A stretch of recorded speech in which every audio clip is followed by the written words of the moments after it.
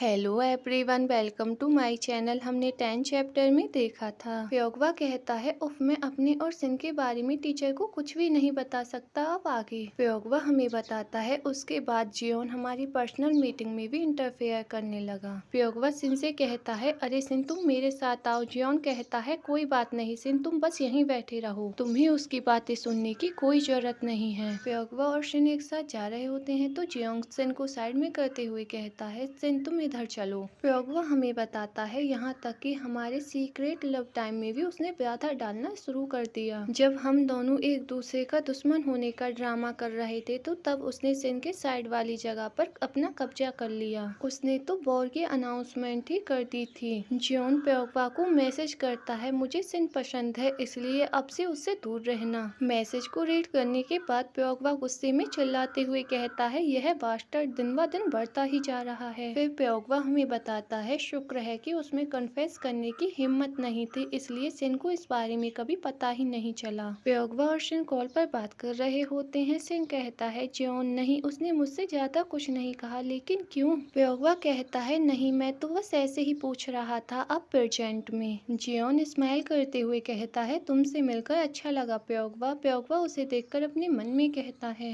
भले ही मैं लोगों से मिलने जुलने में काफी अच्छा हूँ, लेकिन यह गाय यही एकमात्र ऐसा पर्सन है जिसे मैं बिल्कुल भी पसंद नहीं कर सकता। प्योगवा जियोन से कहता है ओ हाँ, मुझे भी आपसे मिलकर अच्छा लगा। जियोन स्माइल करते हुए कहता है मैंने थोड़ी देर पहले वहाँ सिन से बातें की। यह सुनकर प्योगवा जल्दी से चेयर से खड़ा होते हुए कहता है तुम लोगों ने किस बारे में बात की? फिर प्योगवा गुस्से से अपने मन में कहता है मुझे मत बताओ कि उसने अपने पुराने हाई स्कूल के क्रश के बारे में उसे बता दिया। उसके स्कूल का क्रश जो अभी एक चाइल्ड का डैड है, क्या वह वास्तव में उसे अब भी पसंद करता है? इस तरह का घिसा पिटा पुराना कन्फेशन। जियोन कहता है नहीं, कुछ खास बात नहीं। दरअसल उस टाइम मैंने हमारे क्लास टीचर को इस बारे में बता दिया था क्योंकि मुझे लगा था कि तुम सच में स्कूल में वॉयलेंस कर रहे हो। फिर जियोन प्योगवा के पास आकर धीरे से उसके कान में कहता है हाई स्कूल के दिनों में जब मैंने यह कहा था कि मुझे सिन पसंद है, यह उसे फ्रेंड के नाते तुमसे बचाने के लिए था और तुम्हें यह बताने के लिए था कि तुम उसे परेशान ना करो। अब तुम्हें देखकर मुझे लग रहा है कि शायद तुमने इसका गलत मतलब निकाल लिया।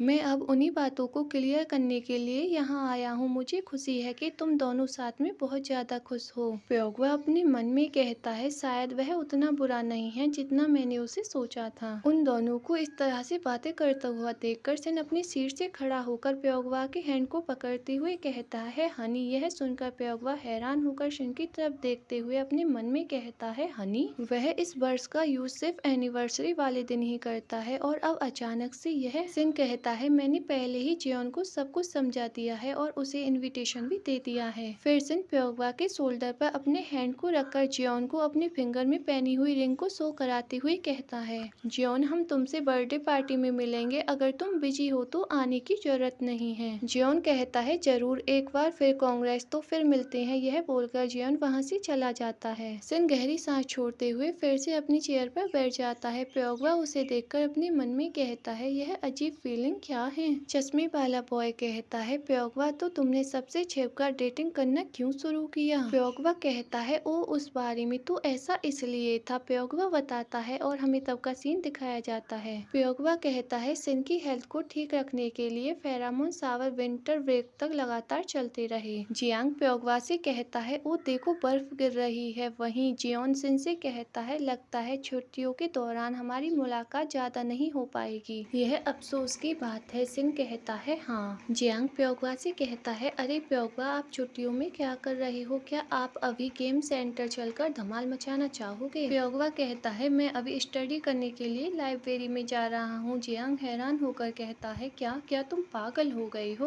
प्योगवा अपने मन में कहता है हाँ, अब मैं किसी भी परेशानी के बिना सिन से मिल सकता हूँ। प्योगवा लाइब्रेरी में सिन के पास आकर धीरे से कहता है मुझे आने में देरी हो गई, इसके लिए मैं आपसे माफी चाहता हूँ। जियांग लगातार मुझसे गेम खेलने के लिए बाहर जाने के बारे में पूछ रहा था, बस इस वजह से। सिन स्माइल करते हुए कहता है कोई बात नहीं, मैं भी स्टडी ही कर रहा था। प्योगवा सिन के कान के पास आकर धीरे से कहता है जल्दी करो, फेरामोन शावर लेने का टाइम हो गया है। सिन कहता है ठीक है। उसके बाद वह दोनों एक खाली जगह पर आ जाते हैं और प्योगवा अपने फेरामोन्स को रिलीज करने लगता है। कुछ टाइम बाद प्योगवा कहता है आज का मिशन कंप्लीट हुआ। सिन कहता है हाँ, विंटर ब्रेक के दौरान मैं मेडिसिन लेकर ही बस अपना काम चला सकता हूँ। प्योगवा हैरान होकर कहता है हाँ, तुम ऐसा कैसे कर सकते हो। सिन कहता है जो भी हो, मैं हिम्मत जुटाऊंगा और दिन में कुछ मेडिसिन खा लिया करूंगा, और हाँ, मैं कुछ बूस्टर लेकर जिंदा रहूंगा। प्योगवा कहता है नहीं, ऐसा मत करो, क्या तुम स्टडी जारी रखोगे। सिन कहता है हाँ, मैं इस बारे में सोच रहा हूँ। प्योगवा कहता है क्योंकि विंटर ब्रेक आ रही है तो क्यों ना हम खाना खाने चलें और साथ में कोई मूवी देखें। सिन कहता है हाँ ठीक है, यह अच्छा है, मैं बाद में स्टडी कर लूंगा। प्योगवा कहता है क्या सच में? तो आप क्या खाना चाहते हैं और आपको किस तरह की मूवी पसंद है, एक्शन, हॉरर या रोमांटिक। प्योगवा हमें बताता है विंटर ब्रेक के एंड तक इसी तरह से साथ में टाइम बिताने के कारण हमारा रिलेशनशिप स्वाभाविक रूप से